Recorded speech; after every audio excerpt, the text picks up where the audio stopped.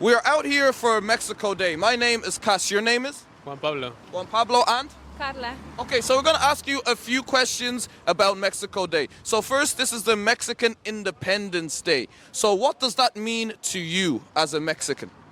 Well, it's I don't know, maybe motive for having party because we're independent country now, so that's okay. Okay, so if you were independent before you were independent, who was ruling you?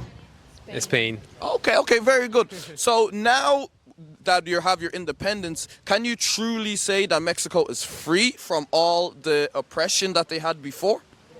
No, not really. You shake your head immediately. How do you feel? No? Of course, our culture has a lot of Spanish influence in it because they used to rule us. So a lot of traditional things that were before Spain coming have changed. Lilia. Yeah, my name is Ezekiel. All right. I just want to ask you, what do you think about the Mexican Day means to you? Mexican Day? Yeah. Mexican Day, like it's like freedom and the end of an age that was like oppression for us. That's what. So it's freedom, end of oppression, right? Yeah. Now, do you think that the Mexicans are free today? Not completely. No, they're attached to some different issues, some different many things, but yeah, not. I wouldn't say that they are free completely. Yeah. How do you think that we have to find a way to fix this issue in the Mexican community? What solution? Do you think there's a solution, there's a way we have to do to fix the situation that's going on in the Mexican community? Yes, I think that mainly to change the mindset of people in Mexico because they feel like other cultures and other people are better than us. So I think to recover all our own roots, our own traditions, and protect them and be proud of what we already are. So we stop allowing other people to pushing us down. Okay, cool. So what are the main issues in Mexico that you think need to be solved? First of all, I think the security, it's a big problem there. The economy, maybe it's not the best one. Okay. Lots of corruption, unfortunately. Okay, well, speak more about the corruption. What is the corrupted systems in Mexico? What is? The corrupted systems, like is it politics? Is it gang violence? What is the corruption? Politics, I would say. Okay. Right. What do you think that God called the Mexican today? How did God call it? Do you know how God called them? No, can you repeat that, please? Do you know how God called the Mexican, the so-called Mexican today, with the name that God called them? Do you know? No. Okay, we're going to show you that, okay? Okay. All right? Yeah. We're going to show you in the Bible. Give me Genesis 49:14. The Bible speaks. Let's see, Genesis 49:14. The book of Genesis, chapter 49 and verse 14. Read. Issachar is a strong axe. Now, the Bible called them Issachar. You understand? That's what the Bible called it, Issachar, not Mexico. Mexico was a name that given during the slavery. You understand? Read. Issachar is a strong axe, crushing down between two burdens. He said Issachar is a strong axe, cutting down between two burdens. It's strong. It's very, very hardworking. So it says Issachar. This is the name that God gave the Mexicans in the beginning, because you won't find Mexico in the Bible. And as you said, you're just gaining your independence later from the Spanish. So your history would have probably been taken away from you and given a new history and a new name, like Mexico. It says Issachar is a strong ass. So it says a strong ass. So the animal, the ass, is the donkey. In Spanish, I believe, it's the burro. Yes? And you do games like piñata when you hit the donkey and all. So it's a symbol of Mexico, yes? The donkey as an animal. Yes? I'm not sure about it. Okay, let's continue. Crouching down between two borders. So it says couching down between two burdens. In English, a burden is something that oppresses you. You know, when you go to Mexico, they travel all over the globe. The people know them for working hard, isn't it? And they work very long hours for lesser pay. Is that not so? Yeah. That's So that's why the scripture is saying that they are hardworking and they get less pay. Read. And he saw that the rest was good. They like rest. They call it fiesta.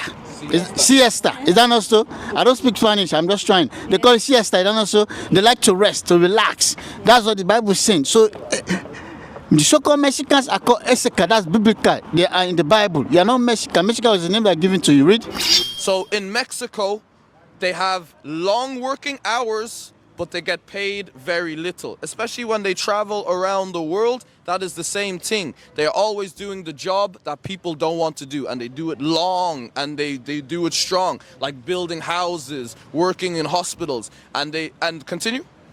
And he saw that rest was good. Rest was good. You call it siesta.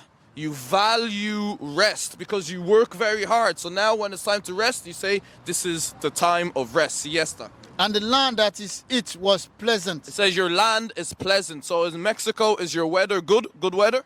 Yeah. Yes. So that is Mexico according to the Bible. They call you Issachar. Now, let's go to Deuteronomy chapter 28, verse 48.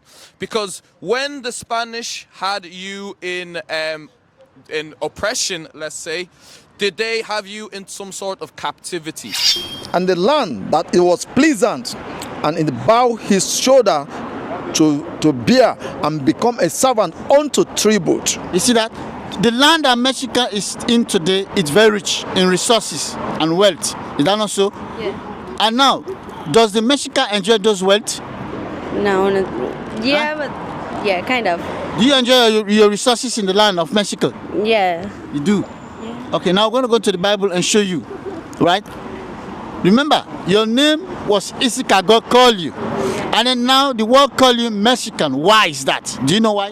No. Oh, now we're going to go to the Bible, Deuteronomy 28. Read one first. The book of Deuteronomy chapter 28 and verse 1. Read. But it shall come to pass, if thou shalt not hearken diligently unto the voice of the Lord thy God, to observe and to do all his commandments, which I commanded this day, that the Lord thy God will set thee on high above all nations of the earth. Now, if you hearken to the voice of the Lord our God, the God of Abraham, Isaac, and Jacob will set you so-called Mexican. Yeah, Issachar going to set you high above all nations of the earth. The book of Deuteronomy, chapter 28, verse 48. Therefore shall thou serve thy enemies, Okay. which the Lord shall send against thee in hunger. So now in those times before and even now, when you want to get food, we have to go outside of our home countries. And in thirst. In thirst, if we want Coca-Cola, Fanta, it doesn't say made in Mexico. I know you have a drink, it's called Jarritos, yeah? Yeah. That's the only one I know.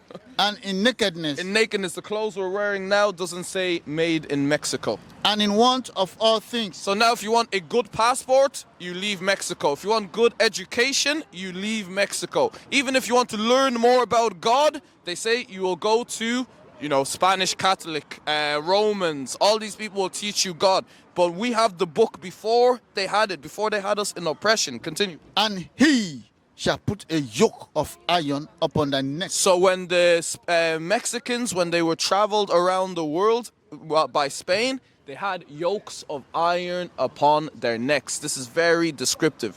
Until he have destroyed thee. Until now, you call yourself Mexico, no longer call yourself Issachar. Are you guys above all nations of the earth? No. No. So that means you are not free yet. No. There is no such thing as independent for us. We are not free yet, okay? Now let's go. This is the flip side of the story. Go 15, please. The book of Deuteronomy chapter 28 and verse 15. Read. But it shall come to pass, if thou wilt not hearken unto the voice of the Lord thy God, to observe and to do all his commandments and his statutes which I commanded this day, that all these curses shall come upon thee and overtake thee. Now, if you do not listen and apply what I said, the curses that is written here are going to come upon Issachar and overtake Issachar. Remember, Issachar have to travel to go stay in that land before the Spanish came, right? Yeah. So this is the reason why I make them travel to go to that land before the Spanish came, because they did not obey the commandment of God. All right. Now let's go 48. 1 minute. After this, you can go. 48. The book of Deuteronomy chapter 28 and verse 48. Read. Therefore shalt thou serve thy enemies, which the Lord shall send against thee in hunger and in thirst and in nakedness. The Most High God sent the enemies that enslave the so-called Mexican, Isika, to slavery guys, you serve that enemy in hunger, in thirst, in nakedness, and in want of ring. And in want of all things. Yeah? So how do you think that God feels about the Mexican people today? Well, it's a very difficult way to. Yeah, it's a difficult question because Mexican people used to be Catholic, but I don't know. It's maybe. Do you have anything? Any input?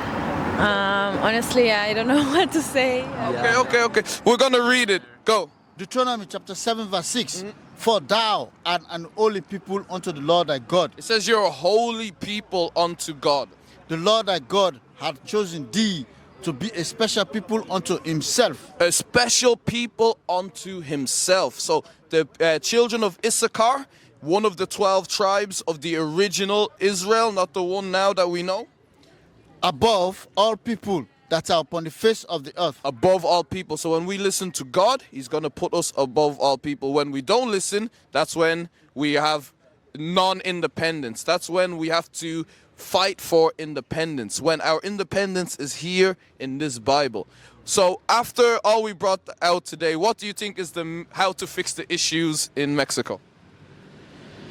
Maybe change our minds to become better people with more education, more faith. Okay, and you? Same, more education, more faith as well. Okay, very good. What is a nation? Nation is family. Nation is community. Nation is men leading by example. Nation is women's support. Nation is children with role models. Nation is unity. Nation is